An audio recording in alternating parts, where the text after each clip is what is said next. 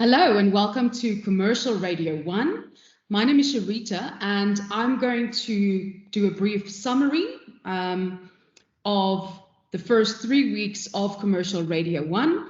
So if you are a Sandton student, I will be your lecturer, but if you are at Durban or Arcadia, you're going to have different lecturers. However, the content that we are covering is exactly the same. So when it comes to the first lesson of commercial radio is exactly the same as the first lesson of Radio 1.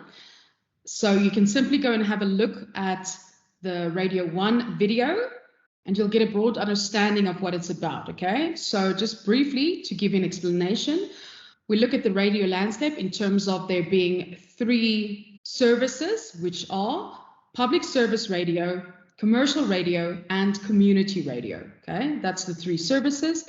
Public service radio fall under the SABC, and they serve the public in terms of the 11 official South African languages and in terms of different cultures, okay? There's a radio station for every culture.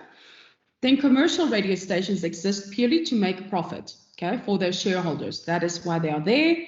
And community radio stations are there to serve their specific communities. And then we looked at the history of radio in South Africa, and we looked at how the SABC got started in 1936. Before that, we had the ABC from 1924.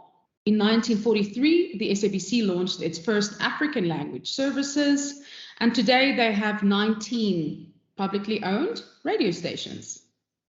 Today, there are over 300 radio stations within South Africa, and within these, we have commercial radio stations. We have 24 of those, 19 SABC radio stations, and the rest are community radio stations. And from the SABC's point of view, it's important to note that the SABC is not a state broadcaster, and only 3% of their funds come from the government.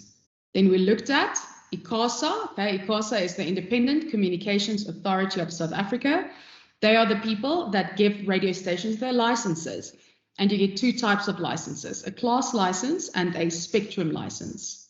We also looked at how radio stations, like many commercial businesses, are dependent on the listeners, on advertisers, sponsors, donors and partners, stakeholders and shareholders in the case of private or commercially owned radio stations. And then it's important to realize what the difference is between deregulation and liberalization. So deregulation is the government withdrawal of a number of rules and laws that have been imposed on a particular sector or industry. And by the removal of these laws or rules, it established a more credible image of the industry in the minds of the citizens. So liberalization is the government relaxing its laws and policies in order to reflect a more free market approach to commerce and trade. It may also involve the government distributing the types of ownership of different stations more widely across different companies and associations. So why is this important? Because as South Africa has followed a steady path of deregulation and liberalization since the 1990s, the number of radio stations operating under a commercial license has risen steadily. So it started with the privatization of 6 radio stations owned and operated by the SABC, and they were 947, Jacaranda, East Coast, KFM, OFM, and Algoa FM. The process of privatization meant that these stations could be bought by groups of people with financial investors funding them to be owned and operated as commercial entities. In 1997, 8 more commercial radio licenses were granted to broadcast in Joburg, Cape Town, and Durban. The reasoning behind the commercialization of the once public-owned stations and the granting of new licenses is based on 2 aspects. The radio choices available to the public are increased, creating a more democratic landscape that satisfies a wide variety of tastes, and a wider variety of choices generates competition among stations, which drives the economy and improves content quality as more stations will develop specific positions in the market by refining their content to attract specific audiences. So that brings us to lecture 2. And if we look at what we discussed during this lecture, this is where we started looking at station management. Radio stations don't have products. They rely on people to deliver day-to-day tasks and to create content. One of a station manager's top priorities is to build a strong team. It's extremely important, okay? Innovation and thinking and working innovatively plays a critical role in developing a radio station as a business. So with the radio station, there are a lot of people and resources involved in broadcasting the on-air product. These people are the operations team. They administer, manage, implement, monitor, and set up the on-air teams for the execution of the on-air product. The primary goal of the operations team is to ensure, enable, and elicit the overall performance of the radio station as a business. So from a station management point of view, the station manager is the overall business owner. They are the responsible party for all of the activity that takes place at a station and the ultimate brand custodian of the radio station. Station management is also the ultimate authority of their station brand and lead spokesperson for the radio station. Being a station manager is about both being a leader and a manager. There is a difference. So management is overseeing the work of others and ensuring that the work is carried out according to a pre-established strategy versus leadership, which is communication that positively influences a group of people toward common goals. Station managers have the power to influence people as they head up the station. They are, however, only great leaders if they have the ability to socially influence their people and their processes. Inspiring people to do more than just their jobs is much more difficult than ensuring that they merely do what they're paid to do. There are two ever-present factors that influence the way in which station managers must operate. The first being the station manager must consider the business of a radio station. They have a group of shareholders or regulators that set targets and requirements that must be met. And number two, there's always a potential conflict between generating revenue and making profit versus ensuring that quality content is delivered to a dependent audience. The station manager therefore spends most of their time managing that conflict and ensuring that there's always a balance between making money and delivering value to an audience in society. What makes a good station manager? An effective station manager has a detailed understanding of the 3 pillars of radio, which is important for you to understand.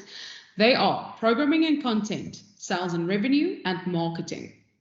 They lead a varied and creative team of individuals who need constant support, inspiration, and skills development. Great leadership equals coaching, guiding, and rewarding good performance. A good station manager has to manage the team, the salary structures, the size of an audience, license conditions, and the advertising climate. Leaders must be focused on long-term, have the capacity to motivate and convince others with strong beliefs, to be able to embrace change, have a hunger for understanding their audiences, and be able to translate their audience's needs into the radio product. Together, all of these elements make for a leader who can build excellent teams that are the ultimate sustainable competitive advantage, especially in a media business. There are, however, a few common mistakes that managers tend to make. So the common management mistakes that a good manager tends to make: firstly, taking on too many projects, then approaching tasks in a manner that is overly rational, encouraging infighting, attacking authority and established conventions without being able to consider alternatives, and trying to achieve too much in a short space.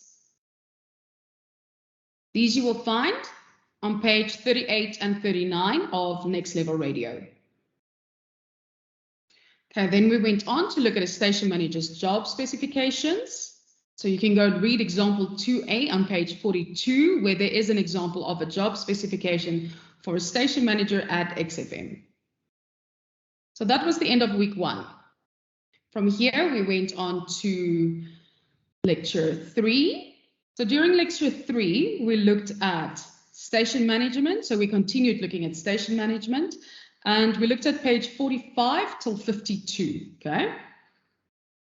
So how a station manager becomes a station manager. So a station manager can attain their position with different types of experiences and qualifications. Successful station managers generally come from a background of programming and content, from on-air and producer positions, and from strong marketing or sales backgrounds. What sets them apart from one another? The ability to develop a powerful strategy for a station that makes it stand out against its competitors. The need to motivate each and every person working for the station to buy into their strategy, as well as implement in their particular area of responsibility. And station manager's job involves guiding every person working at the station in the correct direction. And they need to build a great team, okay? Without a great team, there's no radio station.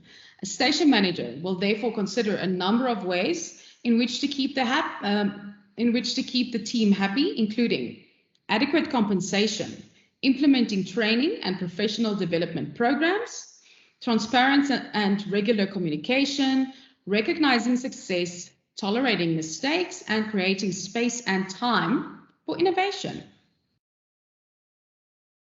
So then we broke these down, okay? You can go and read up on them in your textbook. And that was what we did for lecture 3. And from there, we moved on to the ever important pillars of radio. So then we looked at page 52 to 56. So the 3 pillars of radio are as follows: programming and content, that is managed by the program manager; sales and revenue, which is managed by the sales manager; and marketing, managed by the marketing manager. If we start looking at programming and content, if we compare programming and content to this of a station to a car, it would be the engine of a car. In other words, it's the content that drives a radio station, just like an engine. Content is the product of the radio station, like we've said. Programming is what people tune in for. It's what attracts and retains an audience. Presenters are at the working end of the radio station as they engage directly with the audience. As radio evolves, this level of engagement increases. With the rise of social media, listeners are not passively hearing what a presenter says anymore. They are engaged in creating content with the presenter directly. Generally, there are 3 types of producers. We get content producers, including specialist producers, administrative producers, and audio producers. These producers are managed by the program manager. Content producers are responsible for developing exciting content for the presenter to talk about and generate engagement with the audience. This includes lining up interviews, tracking down commentators on various topics, and controlling what happens on air, as well as when it happens. Usually, content producers work on drive time shows where the on-air teams are larger than daytime, nighttime, and weekend team shows. Drive time equals the time slot where the bulk of the radio listeners are traveling to and from work and are listening to the station. Drive time shows are generally breakfast shows between 5 and 9, and afternoon drive shows are generally between 4 and 7. Drive time shows are priced to represent the bulk of the station's revenue. Advertisers pay premium to advertise during the drive time shows, as they want to reach the largest audience possible. Content producers are additional resources to a radio station. Some content producers are specialists in nature, depending on the type of radio station and its format.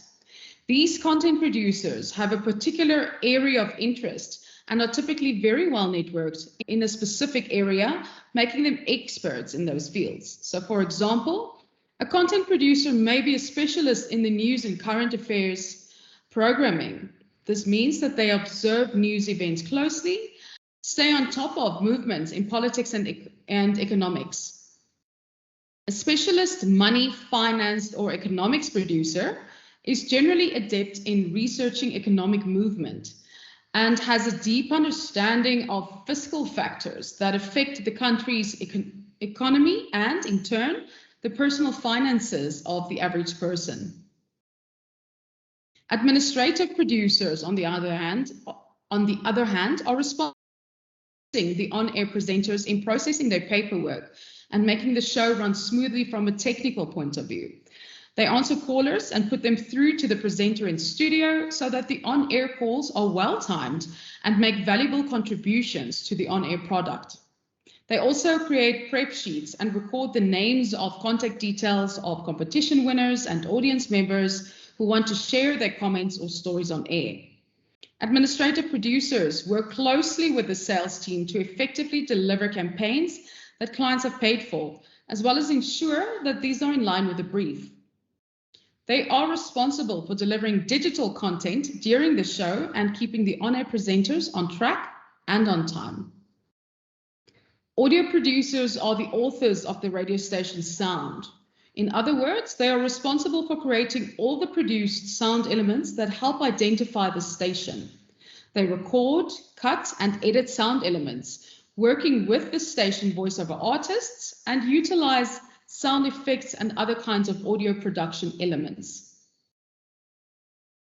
A drive time show will have at least one dedicated content producer, as well as an administrative producer and audio producer, while a late night or weekend show may have one producer who performs all of these duties. And if we look at the role of a program manager, the program manager looks after all the on-air team presenters, producers, and DJs. They hold contracts with all of them and manage them against different areas of success in terms of their content and how they grow their audiences. They also help on-air teams to establish the types of content they will develop and where these will fit into their show. A program manager's tasks include the following: developing and executing a format for the station that is compliant with its license, hiring and managing all on-air staff, both as teams and as individuals, establishing the on-air roster, monitoring the programming across shows to ensure a level of quality and an alignment with the station's strategy and position, staying alert to all competitor radio stations' activity to keep the station competitive, staying ahead of the trends in radio to ensure that the station moves forward with the people who listen to it and the clients that use it as an advertising medium. They need to maintain a strong music library, comply with the station's policies and procedures, as well as the relevant governing and independent body regulations and code of conduct, and direct the efforts of the newsroom. So the program manager also looks after a number of important administrative staff, including scheduling assistants, on-air promotions coordinators, and music compilers. They also look at the studio engineers and they look after the whole newsroom, okay? So in the case of a music radio station, the program manager manages the music compilers and the playlisting process. In the case of talk radio, though, the program manager is required to work with the journalists, editors, subject matter experts, and the newsroom to develop content themes and programs with the presenters and talk show hosts that align to the program manager's strategy. Okay, so if we look at the organogram for a program manager, you can see program manager at the top, and then there's a scheduling assistant and an on-air promotions coordinator under that. And then you have the show teams with the presenters and producers, the music compilers, the studio engineers, and the audio producers. And then if we look at an organogram from a talk radio station, we have the program manager, executive producer, music compiler, and under that, the show teams, so the presenter and producers, then the newsroom and specialist producers. Then we moved on to the second pillar, which was sales and revenue, okay, in lecture 5, which was week 3. And sales and revenue is the fuel that the car needs in order to run. Without fuel, the engine can't operate and the car won't move. So a radio station, like any business, needs revenue to pay the bills and the staff. There are regulations enforced by government and their independent bodies that control how different radio stations may or may not generate their revenue. The sales manager's role includes conducting the following tasks. So directing the daily effort of the full sales team in achieving revenue targets, writing and enforcing sales policies and procedures for the sales team to follow, developing sales strategies and supporting materials to help the sales team convince clients to spend their advertising budgets with the station, setting targets for all members of the sales team, setting advertising rates and establishing the advertising rate card, deciding on discounting plans should this be relevant to the station in particular deals, forecasting revenue, monitoring targets and reporting on all revenue-related matters, developing relationships with clients and participating in some of their strategic business planning, and driving innovative alternative revenue opportunities for the business. Then we have account executives. So sales managers manage a group of salespeople, all with different seniorities. However, such a group will mostly consist of account executives, okay? They are responsible for liaising with clients and for making the deals and sales that help the radio station to achieve its particular revenue targets. The best account executives are self-assured and determined to chase down their monthly targets. They are persistent and they know how to interpret research information to the benefit of their clients, whose brand and plans they know very well. There are many ways in which a radio station can package its product, aka content, in order to sell it. When a brand or a client buys content, they are buying the opportunity to embed their product in the creative execution of the concept on air. This can range from sponsorships and competitions to interviews about the product or service, to embedding the brand names in the discussions between on-air presenters. There are increasingly new ways in which clients can spend their money on radio advertising from a digital point of view. Stations have embraced social media and have built active and engaged communities on Facebook, Twitter, YouTube, and other platforms. It's critical that the sales manager runs the sales team in such a way that they meet their revenue targets and continue to grow and satisfy their client base. The sales manager must develop a strategy that responds effectively to the needs of clients so that the sales team can utilize the radio station in order to solve clients' business challenges. Then we look at marketing. So marketing creates demand for a product or a service, in this case, radio. By creating conversations and captivating listeners, the marketing team at a radio station creates demand.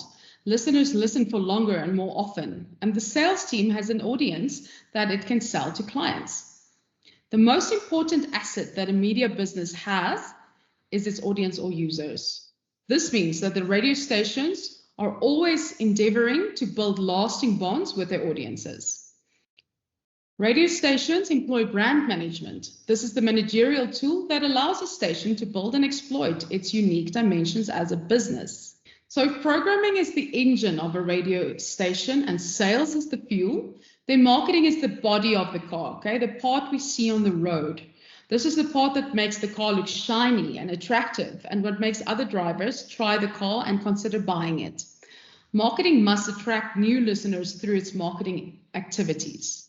So the marketing manager develops and implements a marketing strategy based on the station manager's goals for the station. Marketing and brand development for radio is very important in terms of building cumulative listening audience, okay? So cum refers to how many people are tuning into the radio station on a weekly basis. While honor teams and program managers can help or can keep people listening and increase their time spent listening, so TSL, the marketing manager and marketing team is needed in order to recruit new listeners and build that cum. So the composition of a marketing team can be quite varied and is dependent on the size and the scope of the station. And marketing teams may have public relations specialists or graphic designers, as well as artwork and copy creators, who they manage directly, or they can make use of agencies that specialize in different marketing services. Marketing managers need to select marketing activities and tools that best suit the station's budget and that will achieve the station's cum growth goals. Okay, then we move on to lecture 6, which is the final lecture of week 3. And here we looked at the overall structure of a radio station, okay, along with the duties, roles, and responsibilities. So page 62 up until 70. So the structure of a radio station, it starts at the top with the station manager and the administrator. Then we have the program manager, the marketing manager, and the sales manager. So if we look at the program manager, underneath there is music compilers, on-air promotions coordinators, scheduling assistants, studio engineers, audio producers, specialist producers, and show teams. Under the marketing manager, we have event coordinators, PR specialists, and digital marketing specialists. And then under sales manager, there are sales business unit and regional managers, account execs, and booking administrators and schedulers. You can go and have a look at the roles and responsibilities. We have spoken about these. Then we looked at budgeting and finance, okay? So as a business, the financial success of a radio station is dependent on balancing the books. The station must generate enough revenue or bring in sufficient money to cover its expenses and operations, okay? So there are several ways in which a station can generate revenue. So you can go and have a look here. It says value in kind, grants and donations, programming and content, advertising or client source revenue, and then alternative revenue at the top. And there you can see from a community perspective, from a private business perspective, local government, national government, and donors. So a good budgeting process will ensure that there's some spend put aside for unforeseen circumstances, such as a sales team that unexpectedly supersedes its target for several months and is therefore entitled to a higher commission, or a critical member of the on-air or management teams depart and you need to replace them. However, the base replacement is more costly as a resource, and an important piece of costly equipment fails unexpectedly and needs to be replaced. In order to evaluate the financial health of the business, the station manager may ask the following. So, does the station have clear policies and guidelines for how it will spend its budget? Does the station generate sufficient income over an average of 12 months? Does the station have diverse sources of income, and are there regular financial audits? Okay. Are there clear marketing, sales, and promotional policies in place? Are the broadcasting technologies that the station is paying for delivering all that they are able to do? Does the station have the necessary equipment to deliver the product that its mission and strategy say they will deliver? Does the station have the relevant marketing activity that it can fund throughout the year? And are the premises from which the station operates conducive to productive work by the whole staff complement? So that is what we looked at for lecture 6. And then with lesson 7, we started looking at a new module, okay? Module 1.2, commercial content, where we started looking at promotions. That's in chapter 6, creating content of Next Level Radio. So page 214 to 218, okay? So this is where we looked at FUBI. So this is where we looked at FUBI as part of a promotion and as a content filter. And then lecture 8